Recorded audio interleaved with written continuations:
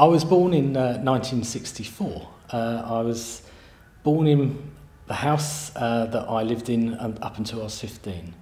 And that was in Bromley, or Bickley, Kent.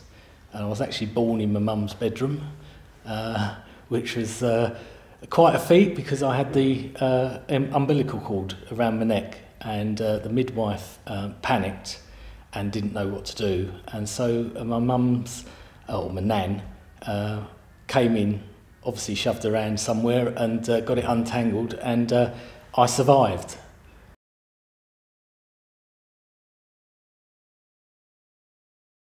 My dad was self-employed. He done lots of jobs up until finally starting his own business, which was doing gaming machines, fruit machines, jukeboxes, pool tables, pin tables, etc. I was later to join that company with my other two brothers, and that was our first call of employment as such before we went our separate ways. I grew up, as I said, in the family home, went to the local school, and from the age of about 6, I suddenly thought that I was slightly different than everyone else. I remember I went home with a friend from school and just felt very close to him at that stage. And eventually, when I got home later than normal, because we had to walk home from school, I got told off from my mum because she always wanted to know where we were, at what time, that we, why was I late? And I got very embarrassed, and I didn't understand why I was very embarrassed. But I think it was because I felt closeness to that particular lad, and that was the first time I thought something was different about me. And then later on it continued with other people as well, but it was just feeling close to someone, that I had some sort of attachment to them. At that time as well, there was a girl called Melanie, and her parents, they were full-time working, so she would come back to our house and we'd look after her, and then her mum would come and pick her up. And her mum and dad were very different than my mum and dad, which were very sort of middle class, or try to be very middle class and posh, as Melanie would say.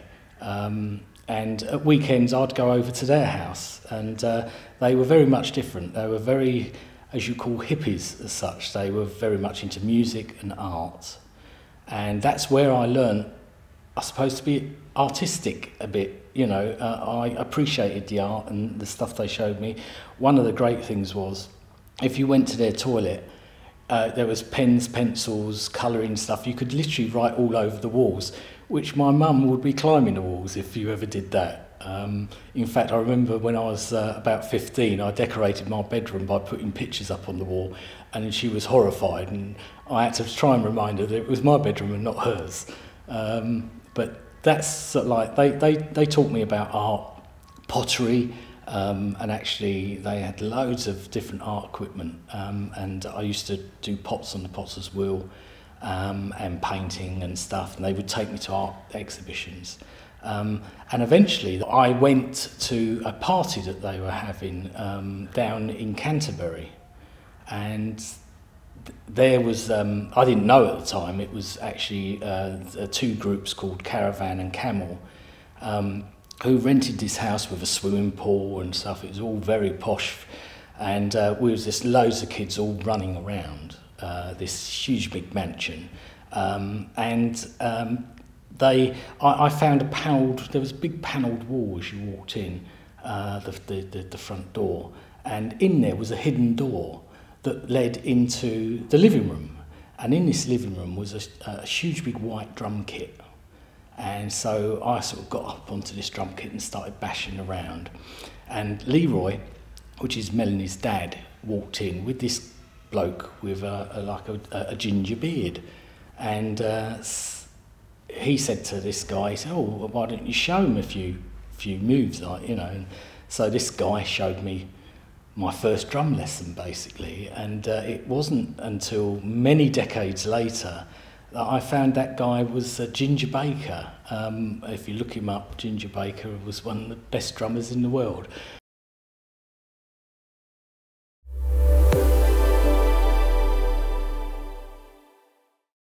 How much do you know about your parents or grandparents?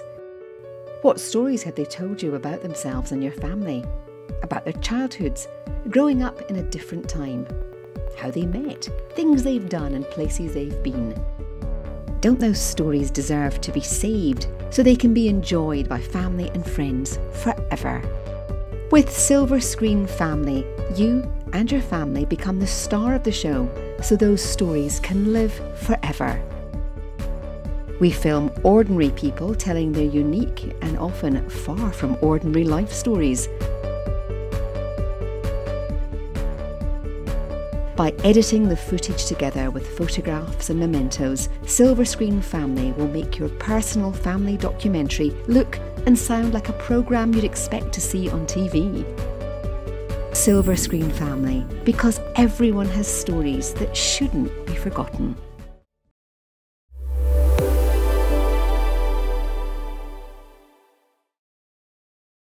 Going back to Bromley, I lived there until I was about 15.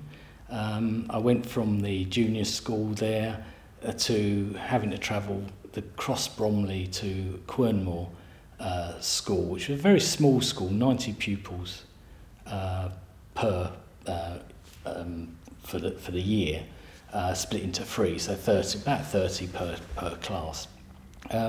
Wasn't very academic. In fact, I virtually did no work there whatsoever. Never had any homework from there. I tried to do some more drumming there, but the music teacher decided to have an affair with someone else, so that got stopped. So I went and got myself some private lessons on a Saturday in Bromley, sort of like to improve my percussion, drumming, etc. Roughly the same time as well. I started getting some gigs from Melanie's mum and dad, who were in a group, and I'd done some gigs. I'd done a wedding, and also Bromley College of Technology, which I got paid for, which was rather nice. And that was my first gig. I was about, I think I was about 14 at the time, 13, 14 at the time of them gigs, and it was a great fun. While doing me drumming, etc., and stuff, obviously at school, I did sort of feel close to certain people at the time, and I think it sort of came to a head when I was in secondary school. That's when I really thought that if you put a word on it, gay, although gay wasn't really around at the time, queer certainly was.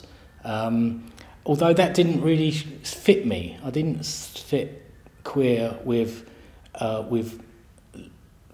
fancying the same sex. It just seemed very natural to me. I remember the biggest thing really was, I suppose I was about 14. It's either 13 or 14. I remember this guy came into the class. He'd come from Leeds, Anthony. He walked in through the door, and I just instantly knew that I was in love with him. As you do when you're young, you will that person to come and sit next to you, and lo and behold, he did. And he sat down next to me, and it was just like, it was sort of meant to be. I was that actual day, I can remember it so well. His middle name was Robert, and from that came his first sort of nickname, was Rabbit, because he had slightly buck teeth as well. And I think what I fell in love with first of all was actually his accent. He had such a wonderful Leeds accent, and in fact even now I love accents, different people's Scottish accents, etc., or Northern accents. I just find there's really something about them that you really like. I like, you know, I get invested into it.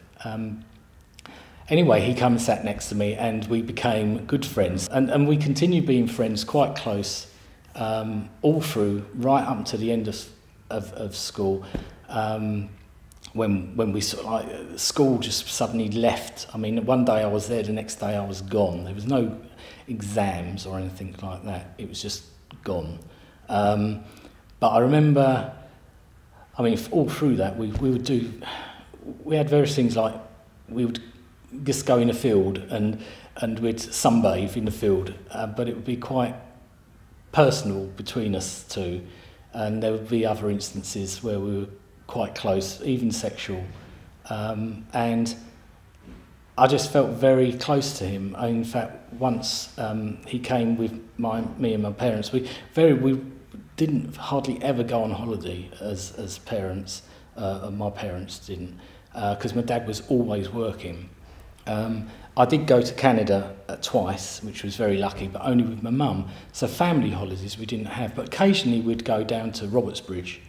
And on one occasion, Anthony came down to Robertsbridge with us, and we went over the fields together and ran all through the fields, up to the old railway line, up to the old station, which is now open again.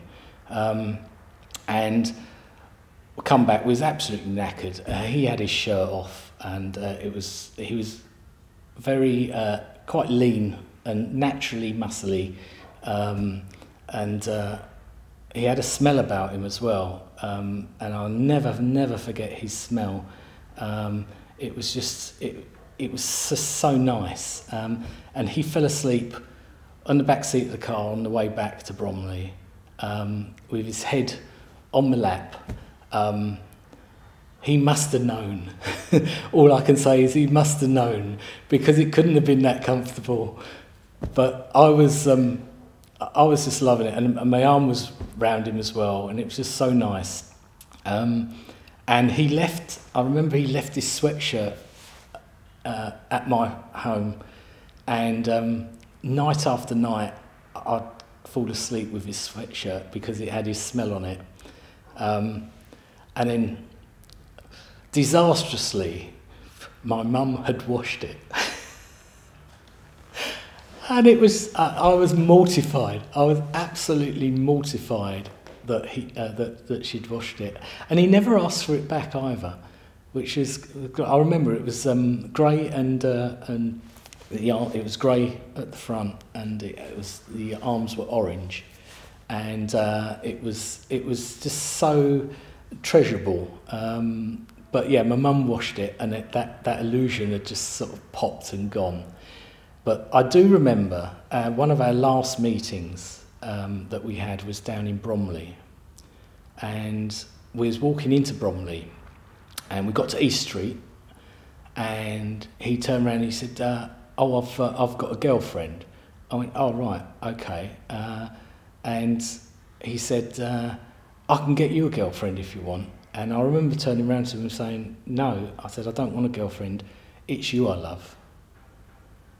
And there was no argument. He just sort of accepted it, I think, and that was it. And so we said goodbye. In them days, we didn't have no mobile phones or anything, so I had his phone number. Every time I phoned his home, it would be like a lump in my throat. It'd be hard to. It's almost like saying, "Oh, is Anthony there?" It's almost like saying, "Is my lover there? Is my," you know, it's almost like you can see that I love him, sort of thing. It's almost like coming out in the open. That's how my brain sort of felt about saying, "Oh, is Anthony there?" It's like, oh, you know that, you know, there's something between us. Of course there wasn't, but that was my teenage brain going overboard. We lost contact after leaving school, and then when I started driving, I was in a band then with a guy called Greg who married Melanie, and we went up to Mottingham, and the McDonald's there, and we walked in, and there was Anthony with his mates, and we just looked at each other, and I couldn't say anything, and I had to sort of leave and go and sit in the car. But he didn't say anything either. We just looked at each other, and it was really sad, but it's almost like a recognition, you know. And that was the catalyst of me needing to find other gay people, because up until then I didn't have any. You know, I'd no one to express my feelings to. You know, I was feeling very constrained. I did have outlets like my band and stuff like that I sort of would throw myself into. But yeah, it was like something wasn't right. I needed to find an outlet. I needed to find other people like me. So I thought, because I always felt like I was an outsider looking in on everything. And so looking in the back of Time Out magazine, there was a youth group advertised that was in Catford. And so I phoned up the number, and they met on Monday nights at the Hearsay Centre in Brown Hill Road. So I asked Greg, would he mind coming along as moral support, because I didn't know what I was walking into. I didn't know what gay people were or anything like that. You know, I didn't know whether they're like me. So he came along, and because he had painted fingernails, they thought he was the gay one and I was his straight mate. But in fact, it was the other way round. But I felt instantly comfortable within the company of the people that were at Hearsay Centre. There was about 7 people there, and they'd meet every Monday, and the numbers would go up and down. New people would come, people would leave. The only rule was, once you reached 21, which was the age of consent then, you had to leave the group. So they had no one over the age of 21 other than the workers that would facilitate the group meetings. And so for many years I joined the group, and I met a guy there, and after a long time, I was there for quite a while before anyone you know, took sort of my fancy as such. I did have a few experiences along the way, but not many. I either like someone or it has to be a certain type that I can, you know, fall in sort of love with. I'm not into casual encounters.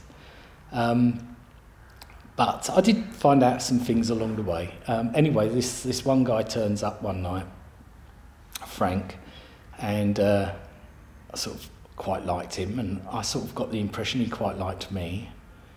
And so we then were sort of separated, because we was going on with a few of the others from the group, going on holiday.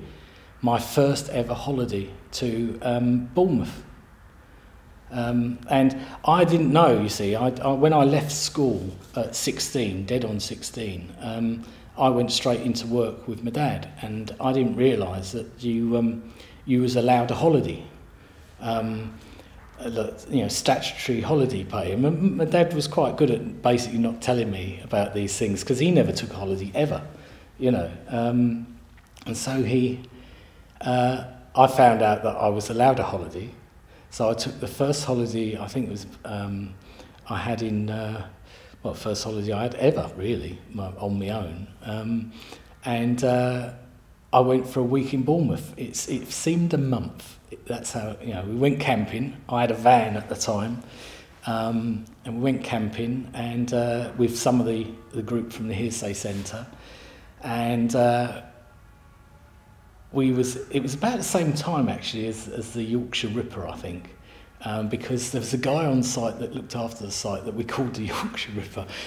He must have been caught because he had this beard and stuff. Anyway, he was a horrible bloke who would drive around, and we'd just make a laugh about this guy. And there was a group of girls there as well, and they liked us because we instantly, well, I think they guessed, but instantly knew we was gay.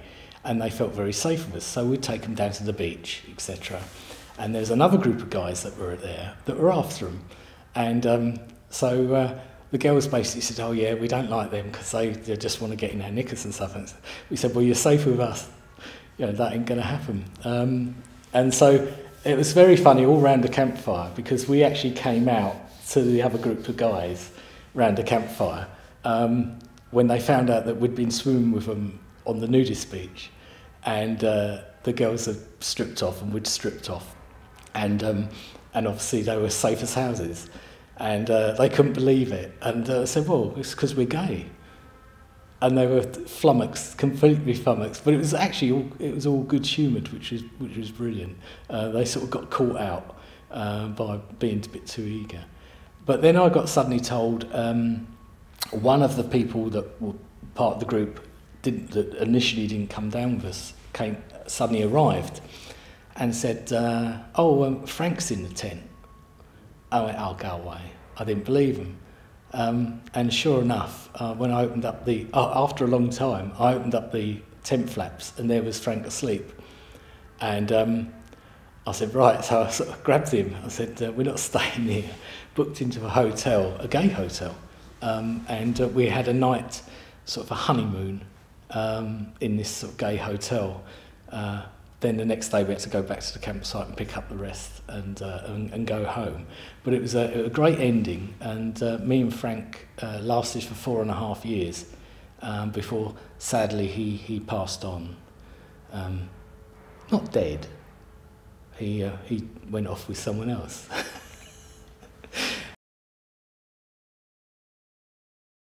In 1985, I was living on Pepys Estate in my flat on the 18th floor with Frank, and when we first moved there was about 20 in a block of 144 flats. There was only 20 flats that were occupied. We got it because it was hard to let, which meant that you got given a flat to accept. If you didn't accept it, you went to the bottom of the list.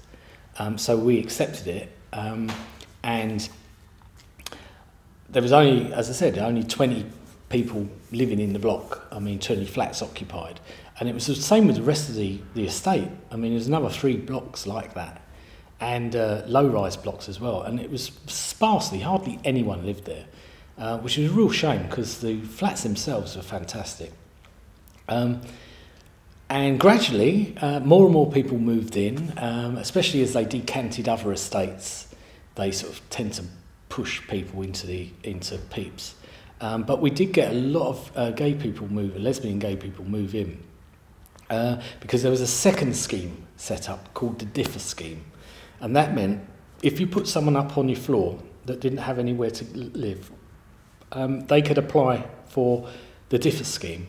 And it was mostly lesbian and gay people that applied for it, and we got a couple of people housed that way, and more people moved in, and more people moved, some to the Pepys, some to Silwood Estate over the other side in Southwark. And so gradually we got a little community together, and so we ended up forming a little great gay group, and we would have have gay games. So we'd have like a drag race, etc., in the local park, and a disc throwing competition, which was basically records throwing, and various boot things and stuff like that. And it was great. It was a great community thing, because it was most of the people there would meet down the pub anyway. We had a couple of local pubs. One was the Ship and Wow, that was incredibly hard to get to if you didn't know the secret passage. There was a secret passage down, there'll be a picture later, the secret passage that you would walk down. It looked very unpromising, and you'd walk through this tiny little slit, and it would open up into a path. It was the old way, the ancient way of getting to the docks originally. And once Greenland Docks started getting yuppified and building work started happening, the developers kept trying to close the path. But because it was an ancient right-of-way, they had no right of closing it. So every time they deliberately blocked it, we would get in touch with the council for them to open it back up again. There was some lighting which actually never worked. We got them to redo the lighting so that it lit up. It saved a hell of a long walk. And that would lead us to the Ship and Wow. And the Ship and Wow was really special because it was in sort of like on the edge of another housing estate that was mostly empty, and because no one really lived there, he had a late licence, so he was open to 2 and 3 o'clock in the morning. And so like had this little disco going. He had a pool table that was in a room that was so small you could barely use the queue. In fact, he had a little short queue for one down one side because it was so short you couldn't knock the balls in. But it was a great little place to go to. John Knight was the guy that used to run it, Johnny Knight, and his main business was he sold handbags in London, and his mum used to clean the pub during the day. But yeah, it was great fun there, and you always knew when someone made a slip up, because there was a bit that you had to walk through which had a deep, it was always flooded, and you'd have to walk across the various planks put across, and sometimes people would fall in and the stink would be horrendous. And so you always knew someone had fallen in because they'd walk into the pub with this mud up their legs and stuff. But it was a great time. Going back to the South London Gay Young People's Group, we were invited to do a talk at Walworth Upper School. By, funny enough, one of the guys that come to the group. By now, I was a worker in the group. I'd sort of left and come back to put some time back into South London Gay and People's Group, and so we got invited by the sixth form to do a talk about what's it like being gay, etc., and answer any questions that they might have had to the sixth form. So we went along to Walworth Upper School and we done the talk. It went really, really well. In fact, it was very nervous because we didn't know what we was going to talk about. So we sort of walked in there a bit fresh, and we all sat around and we didn't really know how to start it off, and someone had put the kettle on, but they hadn't filled it with any water. And suddenly the kettle went bang. Everyone burst out laughing, and it sort of started off nicely, and we had a great talk. There's lots of really good questions from people, you know, and Keith Trotman, who was the guy that was in the school at the time, and he went on to actually do That's Family Life with Esther Ranson. He was on the TV with his parents doing that. And we manned the phone lines for that to answer any questions, and we was inundated with calls from all over the country from people asking where's our nearest gay group that we can go to, where we can find help, and it was heart-rending, really was. I mean, the phones did not, there was about 10 of us and the phones never stopped ringing, and eventually BBC at 12 o'clock had to cut the phone lines off because they, you know, everyone wanted to go home, but we could have been there all night. It was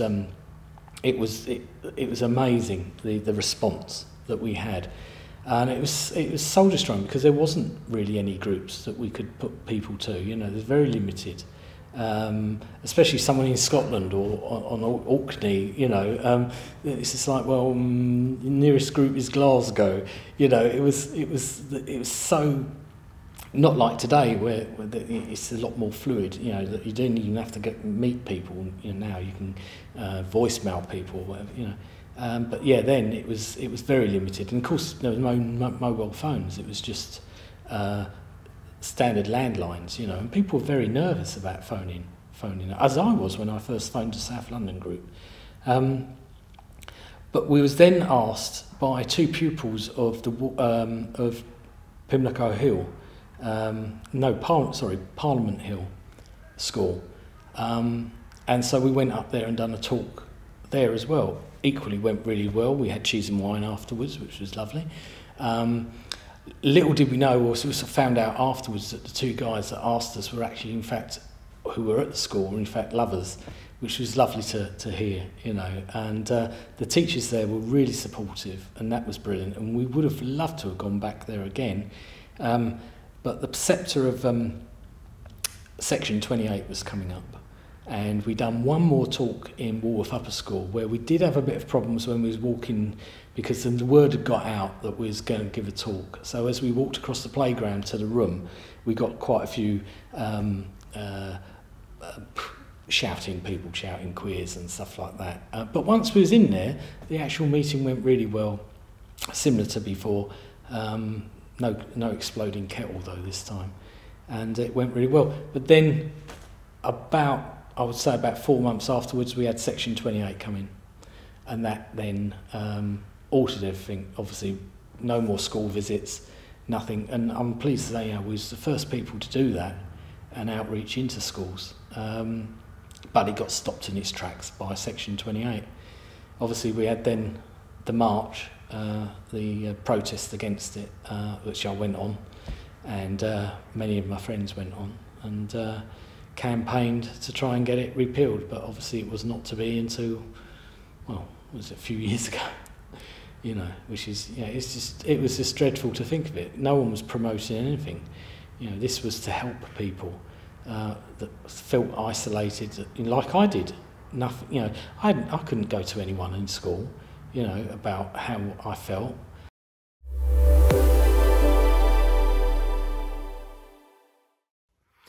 Hi, hello, this is Darren Brown. I just wanted to say I was one of the first people to have Danny come and film my parents for me. And it was one of the best things I think I've ever done. It was a really beautiful thing. It's a very discreet, lovely, gentle process. My mum and dad loved it. I actually did the interviewing, and sometimes Danny does that, but it was quite nice to do that myself. And I interviewed them both, and then together, and left everything in the hands of Danny, and he created this beautiful set of films, which I've now got forever. And with a young nephew growing up, it's going to be a wonderful way at some point for him to get to know his grandparents, and it will always be a beautiful thing to have. And the act of listening to their stories, quite aside from preserving them, but actually just listening to them and spending time with them and asking those questions and digging deep into their background and just finding out things that I didn't know was really wonderful. And now I've got a record of that forever. I really, really recommend it. It's a lovely afternoon. They are the nicest guys to have in your house. And it's Danny himself who comes over and does it, and clearly loves doing it too. So I hope you enjoy it as much as I did, and it comes to mean as much to you as it did to me. Thanks.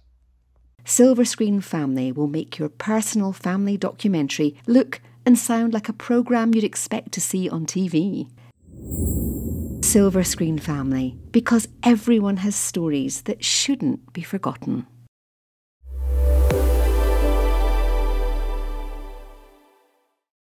I wanted to start my own business and do something else, and my dad said, "Oh, well, go off and find yourself something to do." You know, he said, I'll back you. So I didn't know what to do, but funny enough, it was my dad. He said, "Oh, look," he said, "I found this advert in the paper." He said, "It's a vending business, no competition," and it was quite local.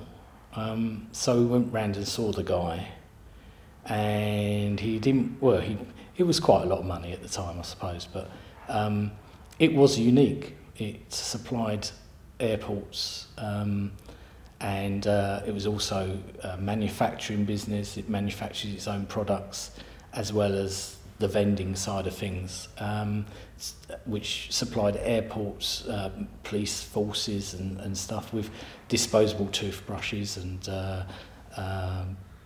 shoe shine sachets, which is very hard to say, shower gel,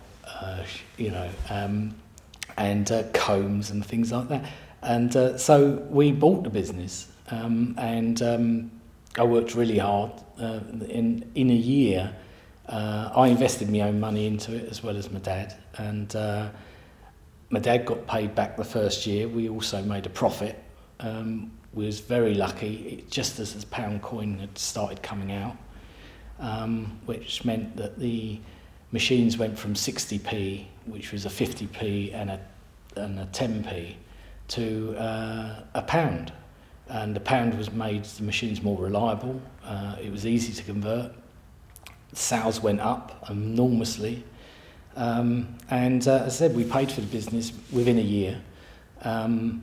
We had to try and convince the bank manager that this wasn't a con, because he couldn't believe that we started a business, or we took over this business, and instantly it was making all this money.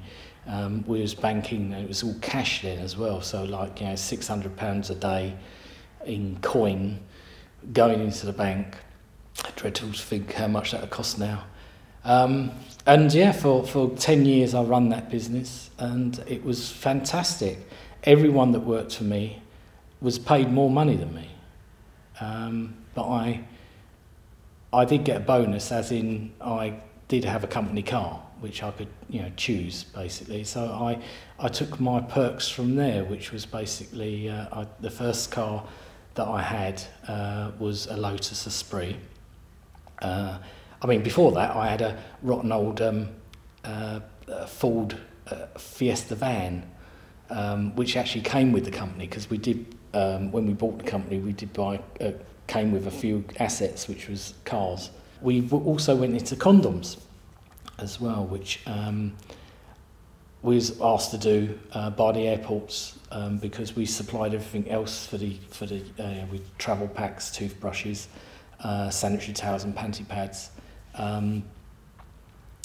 for vending throughout all the terminals of all the BAA airports throughout the country. And they asked us to supply condoms, so we started supplying condoms. Then I was thinking, well, there is no sort of like gay condom out there, you know, the ones that were available were pretty crap. And I came across this condom from Australia called HT condom. And in none of the bars and clubs was any vending, certainly no lubricant. Some did have condoms, but not the proper thicker condoms. Anyway, these HT condoms were fantastic. They were really, really strong. So I started vending HT condoms and lubricant, which was wet stuff, from Australia. And also I was selling bulk HT condoms to the National Health Service, which would give out to the prostitutes in around London. And the feedback from them was fantastic. They didn't have them fail, and they loved them. They thought they were brilliant. So I've done that, and I put as many condoms and lubricant machines around in London and in Brighton. 20% of the profits of the sale of HT condoms and lubricants was actually going to food chain. And I wanted a charity to sort of take that over as a sort of fundraising, but also to teach people the responsibility of going and getting your condom, not expecting to just be given one. And what annoyed me about rubber stuffers was they weren't putting a decent condom in their packs. They were using either London Rubber, or they were using mates condoms, which weren't suitable for anal sex. And I did go and see him and had a meeting and sort of discussed this and said, look, you know, at least not even buy them off of me, buy them direct, but put a decent condom in. And they said, well, it's really expensive. I went, but it's life-saving. You know, that's the price you've got to pay. You know, why are you putting something that's inferior in? But of course they were funded quite liberally by the NHS, and I wasn't. And so eventually that unfortunately failed. So that was the end of that little project, which is a shame, because I still think it would have been a great money raiser, and also to get into people's heads that to be responsible to think for themselves, to make sure that they've got protection there, especially at that time, you know, because one of the reasons why me and Frank, or we broke up, was that Frank was HIV positive and I wasn't, and he didn't want to give it to me, and I thought I was positive. I mean, it's incredible that for 4.5 years we had unsafe sex virtually every day. and sometimes more than every day. I was negative and he was positive. You know, that was just absolutely staggering. And he was diagnosed very early on as well. In I think it was '84, he was diagnosed, and it was like a death sentence. There was no counselling. We got no counselling whatsoever. I must say, he's still relatively healthy, but yeah, it's incredible, you know, that he's actually survived. Where in fact many of our friends had died. But if we go back to the Hearsay group, the South London Gay Young People's group that I was part of, I was getting a bit old for that, and obviously had met Frank, and still attended occasionally. But I think it was when Frank and me split up, I wanted to find something else to do. So I went and I remember it was '87. I was on '87 with the group and saw a Jubilee Gardens. Saw it wasn't, sorry, '87. It was '86, 1986. Went with the group to Gay Pride and saw it was all going on, etc. And I thought, oh, I'd love to get on that stage and sort that out. Little did I know, in '86 I took a picture of someone I later went out with, and also was on the Pride committee, Paul Buddery. And it wasn't until years later that I realised I had a picture of him that I took unintentionally all them years ago. So in '87, I went and asked whether I could be involved in Pride. And oh my God, that was so easy. They basically said, oh, what can you do? I said, well, I do bits with music and stuff and bands and things. Oh, right, you can help out on the stage.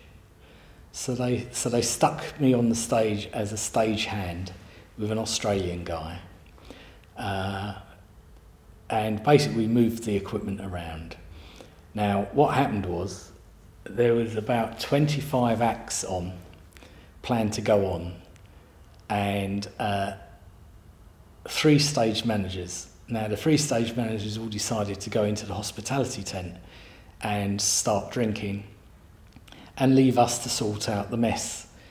There was obviously no way 25 acts were getting on that stage, especially not bands.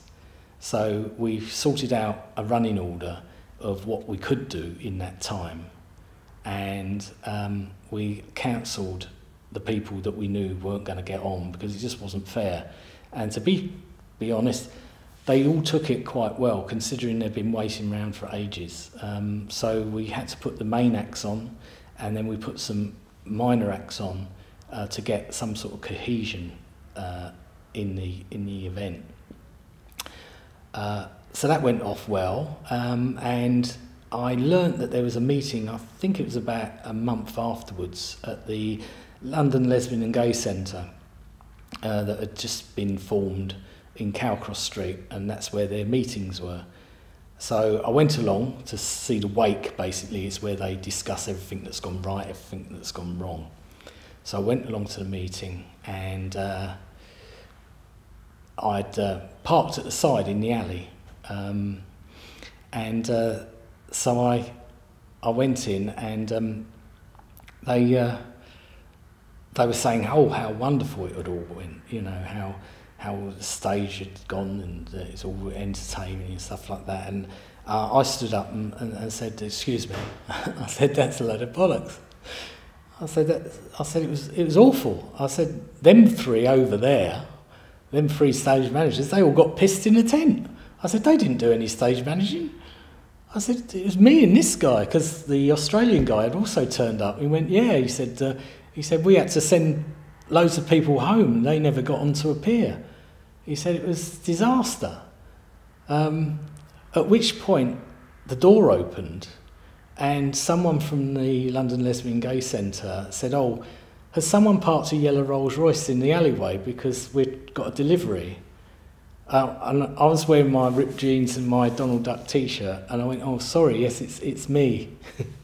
So I walked out and moved my car, and by the time I came back, they said, you've got the job for next year. And so from 1987 to 1994, or just 93/94, I was the stage manager for Gay Pride, including 92, which was Europride, which was when I first started, it was about 28,000 people. By the time 92 came around, it was about 120,000 people. So it'd grown somewhat, and it was. I still hold the record for all them years of putting everyone who was on the bill went on the bill, and a few more. Everyone came off, everyone done their set, and we finished dead on time. We never overrun. And that's something that no one has ever done or kept to, and certainly not even Lambeth Council with their county fairs, because Alan Lovett, who was part of Parks Department and used to run the county fair, couldn't understand how I did it, because he couldn't do it. If you overrun, you used to get fined. So that was important. Since we never had any money, we couldn't afford to get fined, you know. So that was important, that we kept to it. Yeah, I had a secret way of doing it. I mean, I had a head start because obviously I've been in bands. I know how bands work and how difficult it is to get one band on the stage, one band off the stage. So I just simplified everything. You know, I made sure that everything was doubled up. So, you know, if we had 2 guitarists, we had 4 guitar amps, because if one of them broke down, the other one would be right next to it, same setup, they just unplug, plug straight back in. So it'd be minimal, you know. Bass amps, 2 bass amps. So if one went down, they just pulled out. We always had top-notch equipment hired, so that anyone that came, in fact, especially the bass amps, they went, oh wow, Trace Elliott. They loved the bass amps that we used to hire. Same with the drum kits. Really good professional drum kit, you know, not a cheap piece of rubbish. So everyone was happy, you know, and so the changeover times were minimal, because everything would be planned out beforehand with how many people on stage, how many microphones, you know, piano, etc. Everyone knew what they were doing. And then while the new band was setting up, we'd have a vocal performer using either a DAT tape, reel-to-reel tape, or even a cassette, singing live vocals. Because the one thing there was a rumour going around that we didn't have drag. The drag was banned on the main stage at Pride. Well, that's not the case. Miming was banned on stage, although we did obviously have the typewriter from Reg from Regina Thong, which is sort of miming, but it was so good we had to have it. So yeah, I mean, we wouldn't have a drag performer that would just be miming on stage. There's been no point. It's a huge big stage. It's cost £20,000. That's our budget for the stage, although that was also partly for the cabaret stage as well, for Peter President's stage. But yeah, I mean, it was always run as a tight ship and good equipment, you know, and the people that worked on it as well loved it. The people, the sound people, the lighting people, the staging company, they really liked doing Gay Pride because there was never any hassle. It was straight in, straight out, you know. I would get there, I'd be there most of the week for the build-up, and then on the day itself, I'd be in at 6 o'clock in the morning. We'd start at 12 or 1, and we'd have to finish dead on 10. And I'll be there from 6 o'clock in the morning, and I normally wouldn't leave until 3 o'clock that night, or the following day in the morning. And then there was one case where actually I never left at all. I left at 4 o'clock in the afternoon on the Sunday because we had to clear up the park. That was Kennington Park. The last time was in Kennington Park. We had to clear the park up, and we had no volunteers, so there was 4 of us in the park clearing up from first light all the way through, and we got to 4 o'clock and the park keepers came up and said, "It's okay, you've done enough," and allowed us to go. So, which was, but fond memories of Pride, you know, and it was, I left in the end in sort of 93/94 because the first time it became a company was in 92. Now we'd always lose money, and we started up Winter Pride, which was Willie Moulton's idea. Willie Moulton also came up with the idea of Europride. I came up with the idea of doing Winter Pride at ULU, where Pride used to finish up with, before it finished up at Jubilee Gardens originally. It finished up at ULU, University of London. So we hired University of London because it had a swimming pool and various rooms and cinema and stage. And we done Winter Pride, and it paid off our debts and usually gave us a little bit of money to start off the next year. The only other money we had for the starting of Pride was usually from Bangs nightclub, Colin Peters, who I almost went out with, because when I was going to the South London group, he came to one of our parties and I didn't know who he was, and I was waiting outside and he came outside and said, "Oh, were you waiting for me?" I went, "No." And he was so nice as well, and I should have said yes because he was lovely, but sadly no longer with us. But yeah, and he was so generous and didn't want anything in return. He'd start us off and give us £2,000 every year to start Pride off.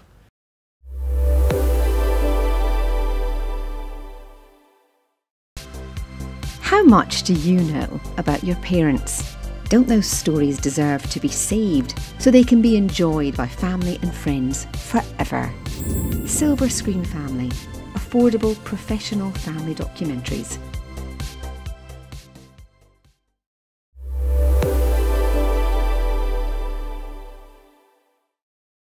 Over the years, we had so much negative press. I mean, you know, they wouldn't even report it. I mean, even the BBC, even with 35,000 people marching through London, there would be none of it on television. There would be absolutely no mention of it, you know. It was only later years. I think it was because of the gay murderer that was around that suddenly got all this press attention. And all they wanted to know about was, aren't you afraid of coming out and murdering? It's like, well, you're not going to murder us all.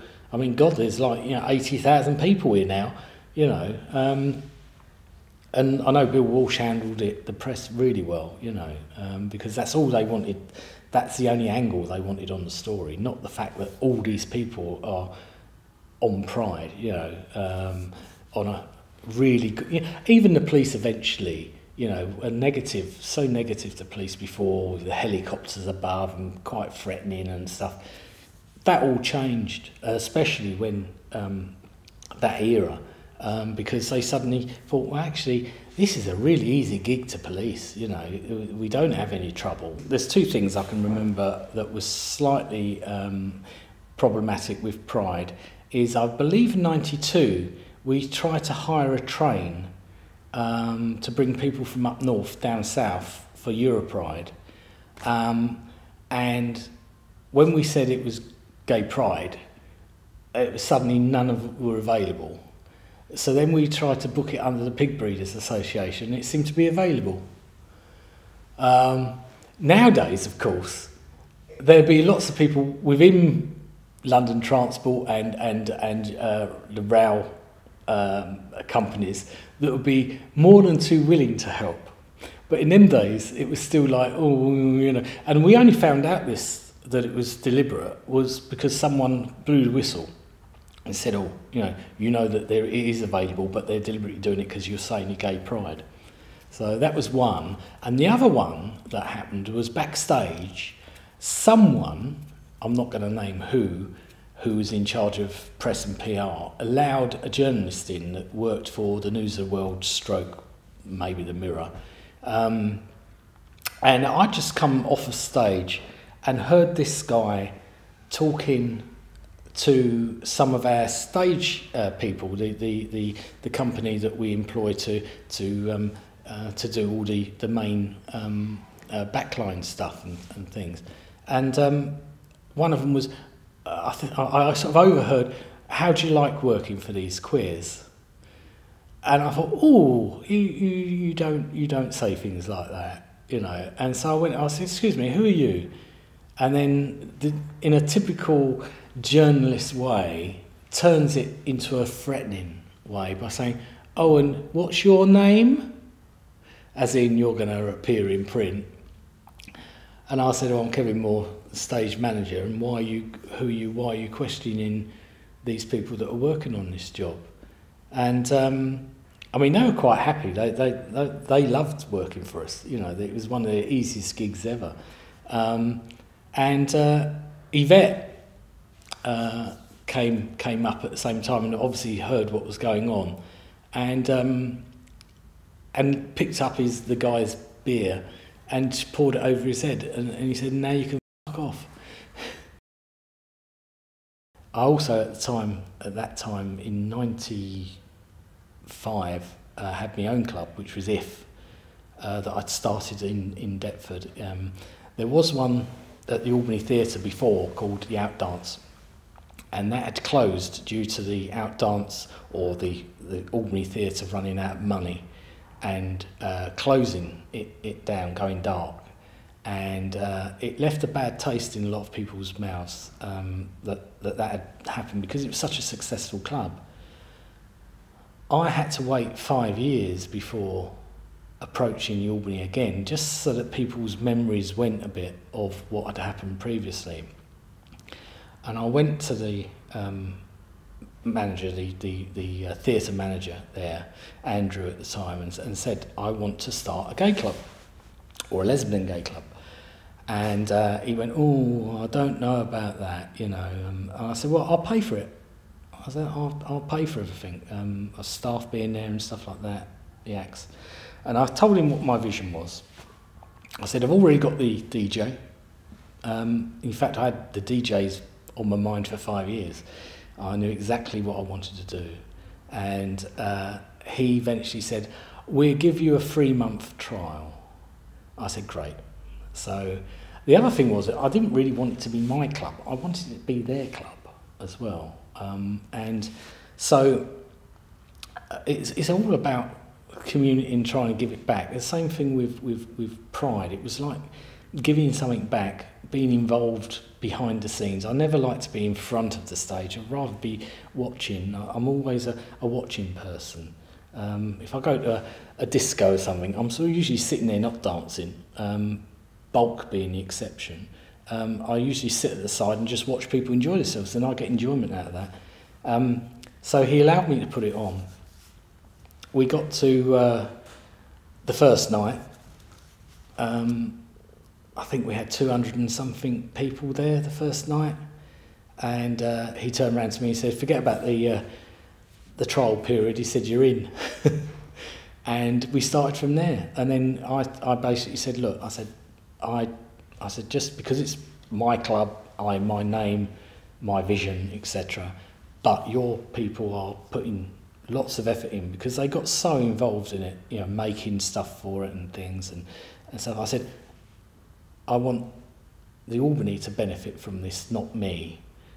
So I basically got paid a retainer to put the club on, and they got the majority of everything, you know, which was great. There was a few changes I had to make. They would close the bar when the acts come on. So we'd open up, 12 o'clock we'd have an act come on, and then after the act happened for about 30 minutes, we'd carry on disco up until about 3 o'clock. And they'd close the bar. "Why are you closing the bar?" "Oh, we're a theatre." I said, "No, you're not, you're a nightclub." And this took a while before I sort of like pounded into them that they don't close the bar when the act's on. I said, "I'm not making no money out of this." I said, you're the one losing." I said, "So it doesn't really matter to me." I said, "But you've got to keep it open." In the end, the money that IF made for the club, and it went for 3 years, the money that it made paid for all the air conditioning to be installed into that theatre. And it was the most successful club they ever had. So it was great. And then suddenly I got told that the club wanted to go 24 hours, or the theatre was going to go 24 hours, and that they'd applied for the grant and they'd already started spending the money they hadn't going to get. And so once again they said, we're going to close. And I said, right, okay. I said, I'll pay for the club to continue on its own. Oh, no, we can't do that. I said, why not? They said, oh, no, we've got to go dark. And basically it's like a lever that they would use the council to get the money to keep them going all the time. And I said, well, if you close, I said, and we're not going to continue, I said, I'm not coming back. And they said, oh, that's not... I said, no. I said, I'm sorry, you've done this before. I said, and people won't like it. So anyway, they weren't having it. I said, well, that's it. I'm not going to come back then. We'd built up a membership, about a membership of 300 and odd people, because we had these membership badges where you chose an icon. So we had all these about 30 odd icons that you could have on the badge. You just picked an icon, we'd make a badge for you, and that'd be your membership. And we had t-shirts and stuff and merchandise. And we had about 300 odd members, it might even be 350 members. And that would all be lost because of it. You know, the mailing list, etc., all be lost. But no, they insisted that they're going to go dark. And so that was it. And they did try to open up about a year afterwards. And it lasted one night and it failed. To be fair, I think it also failed because the licensing laws had changed, where pubs were allowed to open longer. And obviously, when the gay pub, and we had quite a few gay pubs around, when they shut, most of them would all come to us.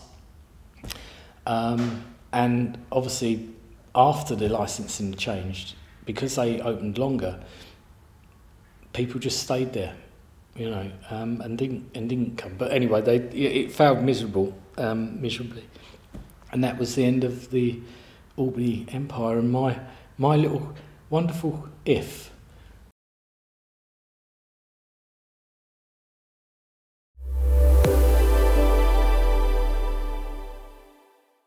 How much do you know about your parents?